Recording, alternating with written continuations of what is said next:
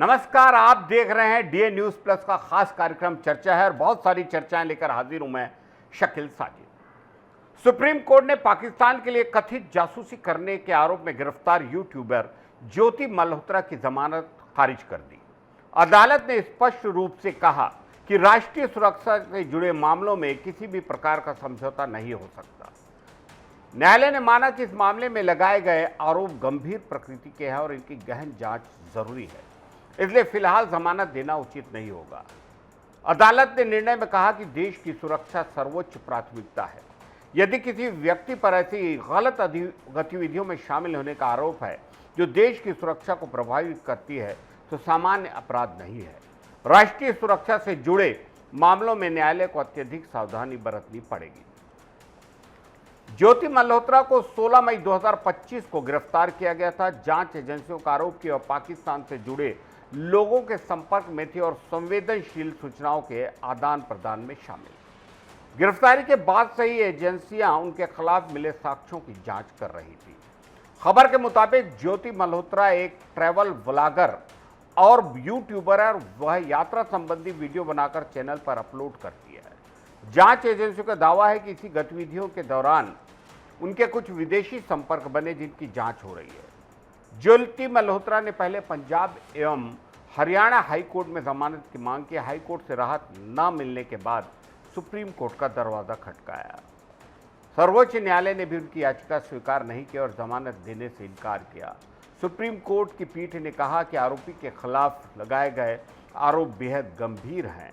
आरोपों की सच्चाई और बचाव पक्ष के तर्कों का मूल्यांकन मुख्य मुकदमे की सुनवाई के दौरान ही होगा, इसलिए जमानत देना ज्योति मल्होत्रा को उचित नहीं है। उनकी ओर से यह दलील दी गई कि उनका कोई पूर्व आपराधिक रिकॉर्ड नहीं है, वो एक सामान्य नागरिक है। इसके बावजूद सुप्रीम कोर्ट ने कहा कि राष्ट्रीय सुरक्षा से जुड़े मामलों में केवल आपराधिक इतिहास न होना जमानत का आधार नहीं है। ज्योति मल्होत्रा पाकिस्तान भी गई थी। एजेंसियों का दावा है कि उनकी यात्रा और वहां बने संपर्कों की जांच हो रही है। अदालत ने माना कि इन तथ्यों की पूरी जांच होना जरूरी है। एजेंसियों का आरोप है कि ज्योति मल्होत्रा कुछ ऐसे लोगों के साथ संपर्क रखा जो पाकिस्तान की सुरक्षा और खुफिया एजेंसियों से जुड़े हो सकते हैं और उनके ऊपर जानकारियां साझा करने का भी आरोप है। हरियाणा पुलिस ने हिसार में उनके खिलाफ प्राथमिकी दर्ज की। इसी एफआईआर के आधार पर आगे की जांच और गिरफ्तारी की कार्रवाई की जा रही है। जांच एजेंसियां इस मामले से जुड़े सभी डिजिटल और दस्तावेजी साक्ष्यों का विश्लेषण कर रही है। Mobile phone, social media account, यात्रा रिकॉर्ड, अन्य संचार माध्यमों की जांच हो रही है। अदालत ने निर्देश दिया कि मामले की सुनवाई पूरी होने तक ज्योति मल्होत्रा हिरासत में रहेगी। सुप्रीम कोर्ट ने अपने फैसले में स्पष्ट किया कि जब मामला राष्ट्रीय सुरक्षा से जुड़ा हो तब व्यक्तिगत स्वतंत्रता और देश हित के बीच संतुलन बनाना जरूरी होता है। इस मामले ने मीडिया और सोशल मीडिया पर व्यापक चर्चा को जन्म दिया है। एक प्रसिद्ध यूट्यूबर का जासूसी जैसे गंभीर आरोप में नाम सामने आने से लोगों का ध्यान इस ओर गया और राष्ट्रीय सुरक्षा के मुद्दे पर बहस तेज हो गई। सुप्रीम कोर्ट द्वारा जमानत याचिका खारिज किए जाने के बाद आगे की सुनवाई निचली अदालत में होगी। जांच एजेंसी अपने साक्ष्य प्रस्तुत करेंगे। अदालत उपलब्ध तथ्यों के आधार पर अंतिम निर्णय देगी और जब तक मुकदमे की प्रक्रिया पूरी नहीं होती तब तक ये मामला न्यायालयिक विचाराधीन रहेगा। फिल्म किंग बादशाह खान की शाहरुख खान की थिएट्रिकल राइट्स की रिकॉर्ड डील हो गई है। खबर के अनुसार बॉलीवुड सुपरस्टार शाहरुख खान की बहुप्रतीक्षित फिल्म किंग के थिएट्रिकल राइट्स लगभग 250 करोड़ रुपए में बिक गए हैं। ये सौदा हिंदी सिनेमा के सबसे बड़े वितरण समझौतों में एक है। फिल्म की रिलीज से पहले ही इतनी बड़ी रकम मिलना दर्शाता है कि दर्शकों और फिल्म कारोबारियों के बीच फिल्म को लेकर जबरदस्त उत्साह है। 31 साल बाद अनिल कपूर और शाहरुख खान की जोड़ी इस फिल्म की सबसे बड़ी खासियत है। इसमें शाहरुख खान और अनिल कपूर 31 साल बाद साथ आ रहे हैं। दोनों सितारों ने पहले भी साथ किया था और उनकी जोड़ी को दर्शकों ने खूब पसंद किया था। बड़े बजट की ये बड़ी मेगा फिल्म है। किंग को एक बड़े बजट और भव्य स्तर पर तैयार किया जा रहा है। निर्माताओं का उद्देश्य उसे केवल भारत ही नहीं बल्कि अंतर्राष्ट्रीय बाजार में भी सफल बनाना है। फिल्म के एक्शन, तकनीक और प्रस्तुति पर विशेष ध्यान दिया जा रहा है। फिल्म का निर्देशन सिद्धार्थ आनंद कर रहे हैं, जो बड़े एक्शन और मनोरंजक फिल्मों के लिए जाने जाते हैं। उनके निर्देशन में बनी पिछली फिल्मों ने बॉक्स ऑफिस पर जबरदस्त प्रदर्शन किया, इसलिए दर्शकों की उम्मीद किंग से बढ़ गई है। सिद्धार्थ आनंद के जुड़ने के बाद फिल्म का विजुअल स्केल काफी बढ़ा है। अब फिल्म की पहले से अधिक भव्य और आकर्षक रूप में प्रस्तुत होगी। इसके लिए अत्याधुनिक तकनीक और विशेष इफेक्ट्स का उपयोग हो रहा है। खबरों की माने तो शाहरुख खान इस फिल्म में बेहद शक्तिशाली और प्रभावशाली किरदार निभा रहे हैं। उनका लुक और एक्शन अवतार पहले ही चर्चा है। दर्शकों को उम्मीद है कि यह फिल्म उनके कैरियर की यादगार फिल्मों में एक होगी। फिल्म में शाहरुख खान की बेटी सुहाना खान भी महत्वपूर्ण भूमिका में है। ये उनके कैरियर के लिए एक बड़ा अवसर है। पिता और बेटी की जोड़ी को बड़े पर्दे पर देखने के लिए दर्शक काफी रोमांचक दृश्य अंतर्राष्ट्रीय स्तर की गुणवत्ता देने के लिए विशेषज्ञ टीमों की मदद ली जा रही है। इससे फिल्म की भव्यता और मनोरंजन स्तर को बढ़ाने का प्रयास हो रहा है। फिल्म की संगीत टीम और बैकग्राउंड स्कोर पर भी विशेष काम हो रहा है। निर्माताओं को मानना है कि एक मजबूत संगीत और प्रभावशाली बैकग्राउंड स्कोर दर्शकों को और ज़्यादा आनंद देगा। फिल्म के विजुअल इफेक्ट्स और तकनीकी कार्यों के लिए बड़ी संख्या में विशेषज्ञ शामिल हैं। कई अंतर्राष्ट्रीय तकनीक पेशेवर भी इस परियोजना से जुड़े हैं। फिल्म को 24 दिसंबर 2026 के आसपास रिलीज करना है। क्रिसमस और वर्ष अंत का समय फिल्मों के लिए लाभदायक माना जाता है। फिल्म व्यापार विशेषज्ञों का मानना है कि किंग बॉक्स ऑफिस पर नए रिकॉर्ड बना सकती है। शाहरुख खान की लोकप्रियता, अनिल कपूर, जैकी श्रॉफ, सुहाना खान की मौजूदगी और सिद्धार्थ आनंद के निर्देशन का संयोजन मजबूती प्रदान करेगा इस फिल्म को। फिल्म को केवल भारतीय दर्शकों के लिए नहीं बल्कि दुनिया भर के दर्शकों को ध्यान में रखकर तैयार किया जा रहा है। इसकी कहानी, एक्शन और प्रस्तुति को अंतर्राष्ट्रीय स्तर का बनाने की कोशिश है। 250 करोड़ रुपए के थिएट्रिकल राइट्स के बाद फिल्म पूरे बॉलीवुड में चर्चा का विषय बन गई है।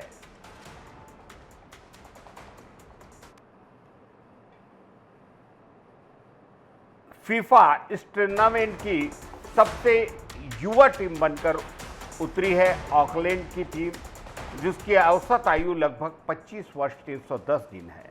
युवा खिलाड़ियों से सजी ये टीम अपनी ऊर्जा, फिटनेस और तेज खेलशैली के कारण विशेष आकर्षण का केंद्र है। दूसरी ओर पनामा का प्रतिनिधित्व करने वाली टीम को टूर्नामेंट की उम्रदराज टीम बताया गया है। औसत आयु 30 वर्ष से अधिक है।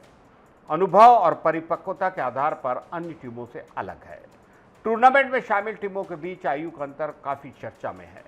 जहां कुछ टीमें युवा खिलाड़ियों पर भरोसा करें, वहीं कई टीमें अनुभवी खिलाड़ियों के अनुभव और नेतृत्व क्षमता को ताकत मान रही है। युवा टीमें अधिक गति और आक्रामकता के साथ खेलती हैं, जबकि अनुभवी टीमें रणनीति और संतुलन के दम पर मुकाबले में बढ़त हासिल करती हैं। प्रतियोगिता में कई ऐसे खिलाड़ी शामिल हैं जिनकी आयु 18 वर्ष से आसपास है। प्रशंसकों और फुटबॉल विशेषज्ञों की नज़र से इन युवा प्रतियोगियों पर रहेगी, क्योंकि ये भविष्य के बड़े सितारे बन सकते हैं। टूर्नामेंट में कुछ खिलाड़ी 17 वर्ष की आयु में ही भाग ले रहे। इतनी कम उम्र में विश्व स्तरीय फीफा कप में खेलना प्रतिभा और क्षमता का प्रमाण बताया जा रहा है। उम्रदराज खिलाड़ियों का अनुभव, दबाव की परिस्थितियों में सही निर्णय लेने की क्षमता और नेतृत्व गुण टीम के प्रदर्शन को बेहतर बनाने में मदद करते हैं। आधुनिक फुटबॉल में फिटनेस सबसे महत्वपूर्ण पहलुओं में से एक है। युवा खिलाड़ियों की शारीरिक क्षमता उन्हें लंबे समय तक उच्च स्तर पर प्रदर्शन करने की मदद करती है। इस प्रतियोगिता में कई मुकाबले ऐसे हैं जहां युवा खिलाड़ियों की ऊर्जा और अनुभवी खिलाड़ियों की समझ के बीच रोचक प्रतिस्पर्धा देखने को मिलेगी। विश्व फुटबॉल में भी अब क्लब युवा खिलाड़ियों को अधिक मौका दे रहे हैं। इससे नई प्रतिभाओं को अंतर्राष्ट्रीय स्तर पर क्षमता दिखाने का मौका मिल रहा है। कम उम्र में शानदार प्रदर्शन उन्हें वैश्विक पहचान दिलाएगा और बड़े क्लबों की बहुत सारी रकम ध्यान आकर्षित करेगी। फीफा क्लब विश्व कप जैसे टूर्नामेंट खिलाड़ियों को दुनिया भर के दर्शकों के सामने अपनी प्रतिभा दिखाने का अवसर प्रदान करते हैं।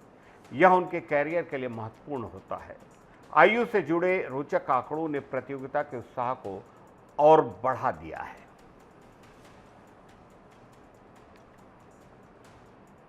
ऋतिक रोशन, जी हाँ, आज भी बॉलीवुड के सबसे लोकप्रिय, प्रतिभाशाली और हमारे पसंदीदा अभिनेताओं में से एक है, जिन्होंने अपने अभिनय, मेहनत और शानदार पर्सनालिटी के दम पर दर्शकों के दिलों में खास जगह बनाई। उन्होंने सोशल मीडिया पर एक तस्वीर साझा की जिसमें उनके प्रशंसकों के बीच नई चर्चा को जन्म दिया है।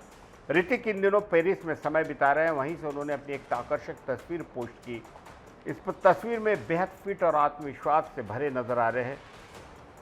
तस्वीर साझा करते हुए ऋतिक ने एक ऐसा कैप्शन लिखा जिससे संकेत मिलता है कि वे भविष्य में किसी विशेष किरदार को निभाने की इच्छा रखते हैं।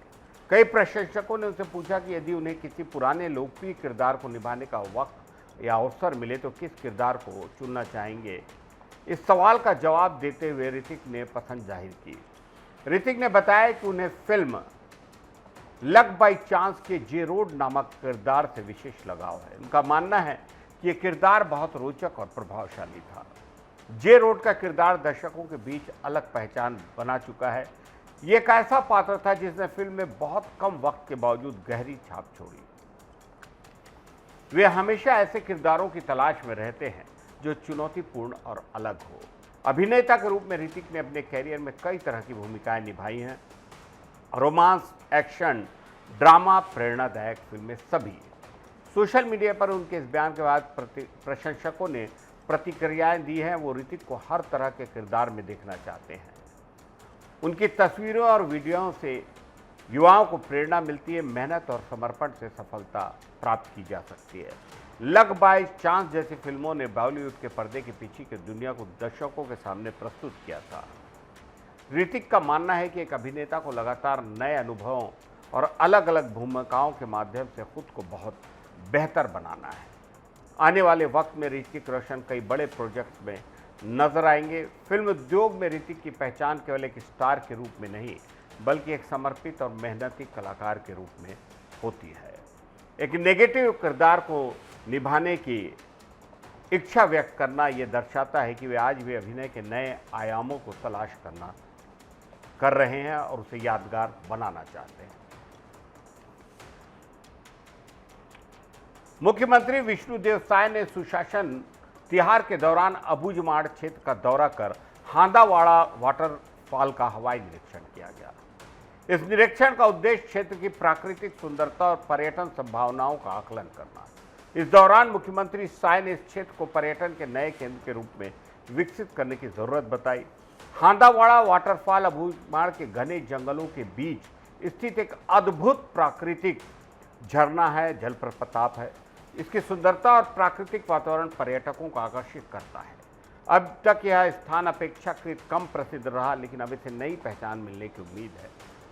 मुख्यमंत्री ने कहा कि अबूझमाड़ का यह छिपा स्वर्ग राज्य की नई पर्यटन पहचान बनेगा। यहाँ आवश्यक सुविधाओं का विकास किया जाएगा। ये देश विदेश के पर्यटकों के लिए आकर्षण का प्रमुख केंद्र बन सकता है। हवाई निरीक्षण के दौरान क्षेत्र की प्राकृतिक संपदा, हरियाली और जल प्रपात की भव्यता का अवलोकन किया गया। उन्होंने माना कि यह क्षेत्र प्राकृतिक सौंदर्य से भरपूर है और इसे संरक्षित रखते हुए पर्यटन विकास किया जाए। पर्यटन से स्थानीय लोगों को रोजगार के अवसर मिलेंगे। होटल, परिवहन, गाइड सेवा, हस्तशिल्प और अन्य व्यवसायों के माध्यम से क्षेत्र की आर्थिक स्थिति मजबूत हो सकेगी। सरकार का लक्ष्य पर्यटन और पर्यावरण संरक्षण के बीच संतुलन बनाए रखना भी है।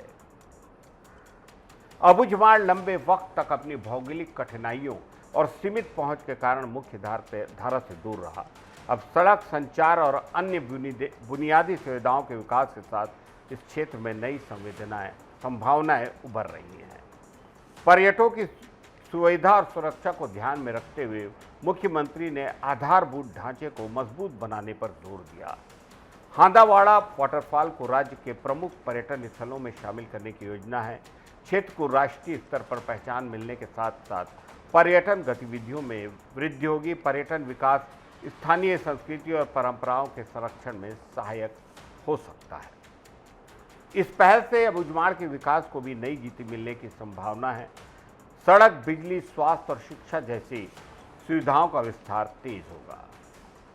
मुख्यमंत्री ने कहा कि राज्य के हर क्षेत्र में विकास के समान अवसर उपलब्ध कराना सरकार की प्राथमिकता है। स्थानीय लोगों ने इस पहल को लेकर उत्साह देखा जा रहा है। उम्मीद है कि पर्यटन बढ़ने से रोजगार आए और जीवन स्तर में सुधार होगा। हांदावाड़ा वाटरफॉल की प्राकृतिक सुंदरता छत्तीसगढ़ की पर्यटन क्षमता को दर्शाती है। यह स्थान प्रकृति प्रेमियों, फोटोग्राफरों और सांस्कृतिक साहसिक पर्यटन के शौकीन के लिए विशेष आकर्षण का केंद्र बन सकता है।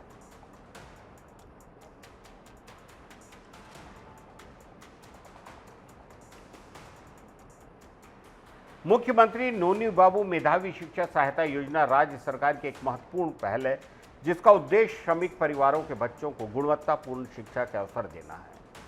इसके माध्यम से आर्थिक रूप से कमजोर परिवारों के बच्चों को उच्च शिक्षा प्रदान करने में सहायता देते हैं, ताकि वे सपनों को साकार कर सकें। मुख्यमंत्री साय ने कहा कि श्रमिकों के बच्चे अब केवल श्रमिक नहीं, बल्कि डॉक्टर, इंजीनियर, प्रशासनिक अधिकारी और अन्य प्रतिष्ठित क्षेत्रों में भविष्य बनाएंगे।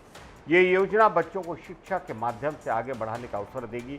इस योजना के अंतर्गत पात्र विद्यार्थियों को आर्थिक सहायता मिलती है, जिससे वे अपनी पढ़ाई बिना किसी आर्थिक बाधा के जारी रखें। परिवारों पर शिक्षा का वित्तीय बोझ कम होता है। मुख्य उद्देश्य श्रमिक वर्ग के बच्चों को समान अवसर उपलब्ध कराना है। सरकार का मानना है कि शिक्षा ही किसी भी समाज और राष्ट्र के विकास का सबसे मजबूत आधार है। इसलिए श्रमिक परिवारों के बच्चों को शिक्षा से जोड़ने के लिए विभिन्न योजनाएं संचालित हो रही हैं। हजारों विद्यार्थियों को लाभ मिल चुका है और अनेक छात्र छात्राएं उच्च शिक्षा संस्थाओं में प्रवेश प्राप्त कर चुके हैं। मुख्यमंत्री साय ने कहा कि श्रमिक परिवारों के बच्चों में प्रतिभा की कमी नहीं, आवश्यकता केवल उचित मार्गदर्शन और संसाधनों की है। योजना के माध्यम से बच्चों में आत्मविश्वास और प्रतिस्पर्धात्मक क्षमता का विकास होगा। आर्थिक सहायता मिलने से वे अपनी पढ़ाई पर अधिक ध्यान केंद्रित कर पाएंगे। इससे उनके परिवारों का जीवन स्तर भी बेहतर होगा। सरकार श्रमिक परिवारों के सामाजिक और आर्थिक उत्थान कर रही है। शिक्षा सहायता योजना इसी व्यापक नीति का हिस्सा है। यह योजना बालिका शिक्षा को भी विशेष प्रोत्साहन देती है। बेटियों को उच्च शिक्षा के लिए प्रोत्साहित कर उन्हें आत्मनिर्भर बनाने का प्रयास होता है। श्रमिकों के बच्चे अब केवल पारंपरिक व्यवसायों तक सीमित नहीं रहकर विभिन्न पेशेवर क्षेत्रों में अपनी पहचान बना सकेंगे। शिक्षित युवा ही राज्य और देश के विकास में महत्वपूर्ण योगदान दे सकेगा।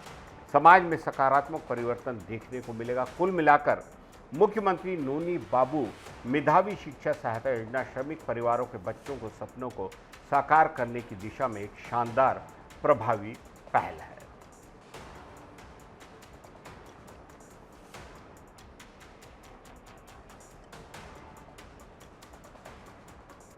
आज की चर्चा में इतना ही। इजाजत दीजिए शकील साजिद को। नमस्कार।